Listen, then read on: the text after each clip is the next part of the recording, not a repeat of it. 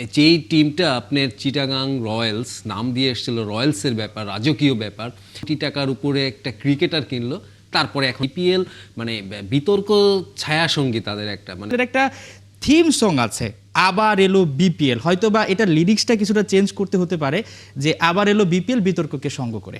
না, একদম যেটা বললেন যে এটা কিন্তু আমাদের সারা বছরের একটা প্রতীক্ষা থাকে, ঘরোয়া ক্রিকেটের সবচেয়ে বড় টুর্নামেন্ট বিপিএল। এবং আজকে বক্সিং ডে টেস্ট চলতে আছে যে, এবং বিপিএলও একটা বক্সিং ডে আজকে হতে পারতো, কিন্তু সেটা আমরা কি দেখলাম যে সান্তাক্লজের সেই বক্স থেকে কিন্তু বিপিএলের ভালো কিছু বের হলো না।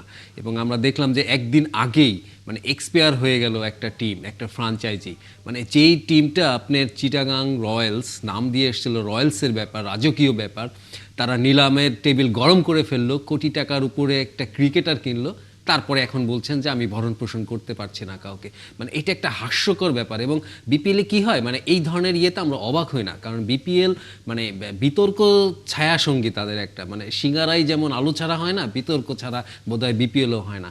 তো আমরা যেটা দেখতে পেলাম যে বিসিবি এবং আপনি যে ছবিগুলো আমরা দেখলাম, নাহিয়ান যে ছবিগুলো দেখালেন, আপনার কাছে মনে হলো যে বুলবুল আমিনুল ইসলাম বুলবুলকে বিসিবি প্রধান তাকে যেভাবে মনে হলো উদ্ভ্রান্তের মতন, হ্যাঁ, যে থাকে না একটা কন্যাদায়গ্রস্ত পিতা, বিয়ের অনুষ্ঠান একদিন পর বিয়ের অনুষ্ঠান, অথচ এখনো মানে আপনার বর কনে মানে সবার ভিতরে একটা সিদ্ধান্তহীনতা ব্যাপার চলে আসছে। তো এটা আসলে এভাবে বিপিএল হয় না। তারপরেও যেটা মানে করতে হয় এইভাবে হয়, এইভাবে আসলে হয় না। যেটা চিটাগাংয়ের কথা যদি বলে, আপনি চিটাগাংয়ে দেখেন, চিটাগাংয়ের ফ্রাঞ্চাইজি যেটা করেছেন, তারা বলছেন যে তারা স্পন্সর পাচ্ছে না, নেগেটিভ প্রচারণা চলে এসছে তাদের নামে। কিন্তু এইটা কিন্তু একটা ট্রেন্ড চলে আসছে অনেক দিন। আমরা দেখেছি মালিকানা যারা দুর্বল প্রতিষ্ঠান, এটা কিন্তু বোঝা যায় বাইরে থেকে। তারা কি করে, তারা কইয়ের তেলে কই ভাসতে চায়, তারা একটা বিপিএল দল কিনে নেয় এবং তারা চেষ্টা করে আর কি স্পন্সর নিয়ে ব্যবসা করে তারপরে আমি টাকাটা দেব যেটা তোমার থাকবে। কিন্তু এইভাবে তো হয় না। আপনি চিটাগাংয়ের প্লেয়ারদের চোখে মুখে আপনি তাকিয়ে দিয়েছেন, ওদের ভিতর কি একটা অনিশ্চয়তা। গত কয়েকদিন তারা নিজেদের টাকা দিয়ে হোটেলে থাকছে, খাওয়া দাওয়া করছে, তারা বিল পাচ্ছে না। চিটাগাংয়ের কয়েকজন ক্রিকেটার কিন্তু কালকে প্র্যাকটিস বয়কট করতে চেয়েছিলেন, মানে শেষ মুহূর্তে এসে সুমন ভাইকে করে লাস্টে সান্ত্বনা দিয়ে তাদের করা আছে। একই অবস্থা কিন্তু নোয়াখালীরও। একদম নিঃসন্দেহে যেটা আমরা ঘটনায় দেখলাম যে খালেদ মাহমুদ সুজন তিনি আসলে যেভাবে চলে যাচ্ছিলেন, একটু দৃষ্টিকটু ব্যাপারে এই জায়গাটা একটু আলোচনা করতে চাই। যেটা বলছিলেন যে ফাঁক ফোকর দিয়ে কীভাবে একটা দল ঢুকে যায়, তারা তো অনেক পরীক্ষা নিরীক্ষা করলেন। এবং বিপিএল যারা গভর্নিং কাউন্সিল আছেন তারা কি একটু প্রস্তুত ছিলেন কিনা এই ধরনের ঘটনা ঘটতে পারে, সেটা আজ করতে পেরেই কি আগে থেকে বলেছেন আমরা 3টা দল চালানোর মতো সক্ষমতা রাখি? একদম, এই ঘটনাটা কিন্তু গত 15 দিন ধরে চলছে। এবং আপনারা জানেন যে তাদের সঙ্গে যোগাযোগ বন্ধ করে দিয়েছিল চিটাগাংয়ের মালিকানা।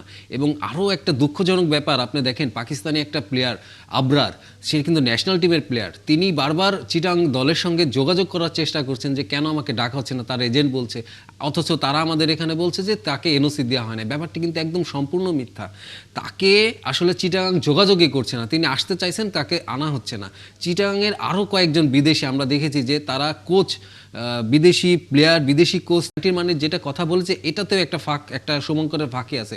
তারা কিন্তু 10 কোটি টাকার যে জামানত দিয়েছে সেটাও কিন্তু বাউন্স করেছিল। এবং বিসিবির থেকে এক পরিচালক বলেছিলেন যে তাদের আদালতে যাওয়ার জন্য, কারণ তারা চেকটা বাউন্স করেছে। কিন্তু তারপরেও মান সম্মানের ভয়ে অনেকে যায়নি। তারপর আমি মনে করি যে কেলেঙ্কারির এক শেষ হয়নি, 16 আনাও হয়নি, 2 আনার আগেই হয়তো এটা ঠিক করা গেছে চিটাগাংয়ের ব্যাপারটা।